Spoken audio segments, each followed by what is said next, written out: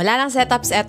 Mabilisang chu-chu na lang to kasi meron tayong update kay Kuya L, Kuya N. So, kumpisalon po ito. Wow, twice in a week. Wow, Ate Bebs, you're so amazing. Twice in a week. I owe you this second part. Kasi di natin alam kung pumayag ba si ate o hindi. Nakalimutan ko. Dahil sa sobrang pagmamadali ko, nakalimutan ko tong lighting na to. Para naman nakikita niyo yung maganda kong mukha, fresh, kahit mukha tayong itlog kasi naka-ponytail ako today. Walang ligo-ligo. So, feeling ko na amoy niyo ako from here. Can you guys smell me?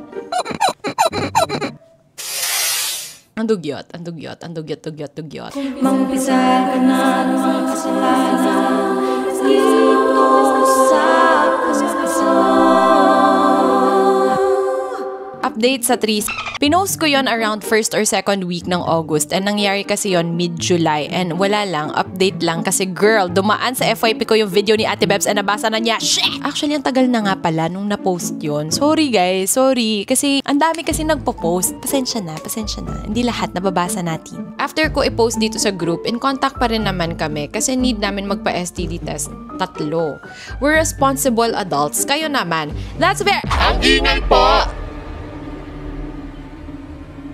Ang ingay. So, ito na nga. After ko i-post dito sa group, in contact pa rin naman kami kasi need namin magpa-STD test 3. We're responsible adults. Kayo naman. That's very good. Tularan yan si ate. Tularan si ate kasi hindi lahat ng tao katulad nyo. Dapat nagpapatest kayo regularly lang ang active kayo. At, nakuha na namin yung result. Safe naman, and I know na safe talaga kasi regular check-up talaga sila and practicing safe tsuktsakan.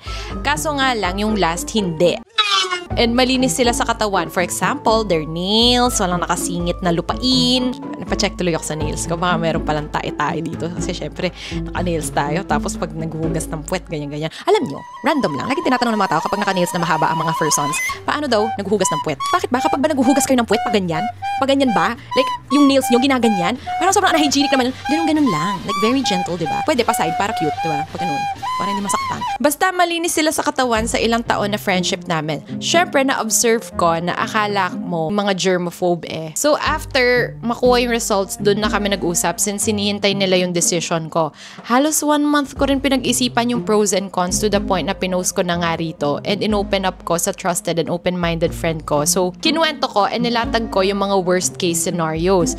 And sabi niya, hindi ko na raw kailangan yung advice niya. More on makikinig na lang kasi the way ko ikwento, alam na niya and alam ko na sa sarili ko yung sagot. Sure na raw ba ako. Kinausap ko si L and N. Karamihan sa mga kumpisalon nyo sa akin, alam ko na alam nyo na yung sagot. Yung mga nanghingi ng advice, alam ko alam nyo na yung sagot eh. Di naman kayo boblocks. Parang nanghingi lang kayo ng validation. Yung mga nagtatanong na, babalikan ko pa ba? Alam nyo naman sagot na hindi na, diba? Pero wala. Decision nyo pa rin kasi yun. So, kinausap ko si L and N. Sabi ko ayoko and in-explain ko kung bakit. Then, nakikinig lang sila at naintindihan naman nila. At hindi nila ako pinilit para magbago yung isip ko or anything. Like, tapos ang usapan, no hard feelings. Ang mature talaga ni L and N. To be fair, ang bait talaga nila. Seryoso. Where are the men na ganito? Where po? Where? Sobrang mature, sobrang wholesome. I love them. Aside dun sa tsuktsakan serye nyo. Wala akong pake kung sasabihin ng mga tao, dapat yan yung bare minimum. Wala akong pake. Kailangan i-recognize din natin yung mga yan. I-appreciate natin kasi the more you reward, the more you appreciate these kinds of things, the more na yung mga people, ay, tutularan ko to kasi mabait siya. pero wala lang. Well, to be fair, di rin naman bare minimum na bibihisan ka kapag after tsuktsakan, girl. Girl, kaya mo naman yung sarili mo, pero binihisan pa rin siya, di ba? Kilik ako, naiinis ako! What if sila na lang dalawa, si L at si N? Oh my God, isi-ship ko sila together. At akala nyo ba, kayo lang ang nag-palate cleanse? Sorry na sobrang straightforward ko lang talaga. Day, nag-palate cleanse ako. Umuwi. Alam mo, Day, share ko lang, OP. Hindi ko na alam kung saan ako makakakuha ng mga palate cleansers after ng kwento mo sa amin. Seryoso, ubus na yung balas ko nun. Day, nagpalat cleanse ako. Umuwi ako sa probinsya to touch some grass. Pero legit, umuwi ako para na rin mag-social detox. Then, pagbalik ko ng Maynila, kumuha ako ng sideline na work from home para mabusy ako. And effective naman. At least, di ba, may extra income. Alam mo, sobrang level-headed mo. Well, to be fair, 25 ka na kasi. So, fully developed na ang frontal lobe mo, gets? So, mature ka na rin. Pero, ang rational mo, I commend you for that. Dumalang din reunion gala naming tatlo. Pero nagkamustahan pa rin, walang nagbago. Before and after may mangyari. Also, nag-rally kaming tatlo nung trillion peso march. Ang birthday wish ko talaga is same sa birthday wish ni Miss Cara David. Thanks sa pa-birthday greet na video, Ate Bebs. Mwah. Alam mo, love na kita. Buti ka pa nakapunta sa trillion peso march. I'm proud of you guys. And I'm glad na you guys are safe kasi ang daming nangyayaring ganap nung rally, diba? Pero I am glad you guys are okay. And thank you sa pagpunta. I love my followers. I love my viewers. Alam niyo, share ko lang. Mahal na mahal ko talaga kayo. Kasi, diba, parang ang dami kong ads. Pero gusto ko lang i-share na-appreciate ko kayo. Kasi feeling ko, nagre-reflect din sa content creators kung sino yung mga nakafollow sa kanila. And yung mga nakafollow sa akin, katulad nyo,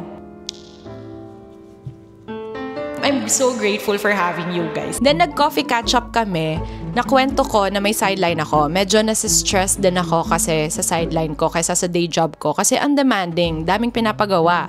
Then never na bring up yung nangyari. O diba? Parang nothing happened. Like, akala mo, tsuktsakan star sa pagka-professional. Like, ayaw mo makipag-threesome. Okay, noted. On a random day, nananahimik ako sa apartment. Then may na-receive akong package. Bayad na. Hindi naman ako umorder kasi hinihintay ko yung sale.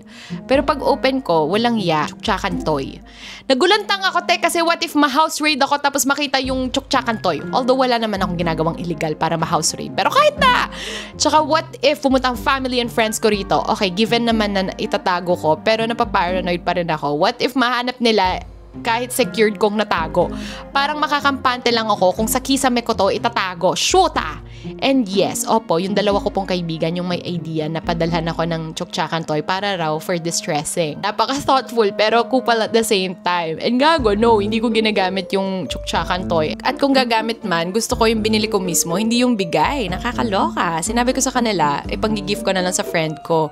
Sabi naman nila, okay lang naman daw. Pero sabi ni N, feel free to use it raw for emergency purposes. At this point, pinagtitripan na lang talaga nila ako. Ang wholesome! Like, despite what happened prior to the whole thing, ang wholesome talaga ng friendship nyo. I cannot. So sana, hindi na maulit yung tsuktsakan yung tatlo. Complicated yung mga bagay-bagay. Pero, I hope you guys stay friends Forever. ang ganda ng nabuo nyo. PS, all goods naman na kami and nag-usap kami ng masinsinan. Hindi ko na i-detail kasi hahaba pa. Pero basta nag-usap kami, period. And sa mga concerned na first time ko, tapos dalawa agad, unique experience pero hindi ko naman binibase yung value ko sa virginity ko. So, kalma lang kayo.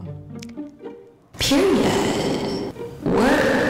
I mean, feeling ko na shock lang din kasi yung mga tao na first time mo. Grabe! Like, intense agad. Hindi ka naman nila hinuhusgahan. Na-shock lang sila na intense agad. Kasi usually, yung mga first time na mga tao, yung mga jowa nila, kaya isahan, ONS, mga ganon. Pero ito kasi, intense agad. Ano yan? Parang, also, relate ako kay Ate Toots in One Night. Oh, by the way, ano yon?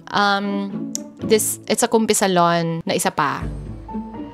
Panurin nyo na lang. Pero parang at the same time yung peg namin. Pero hindi Hindi nga kasi ako nagpapuwet. Ano ba? 2 in a row na lang. Sige. I mean, one night. Parang ganun na rin yun. Yun lang yung update. I'm glad na hindi kayo pumayag. Most of the people naman na sa comment section, nag-agree din sa akin na it's gonna be complicated, no?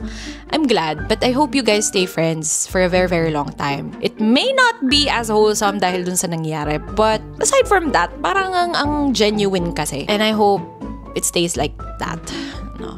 O siya, yun lang, bye. Ang haba din ng update, ha? Shit. Editing, mamamatay na naman ako.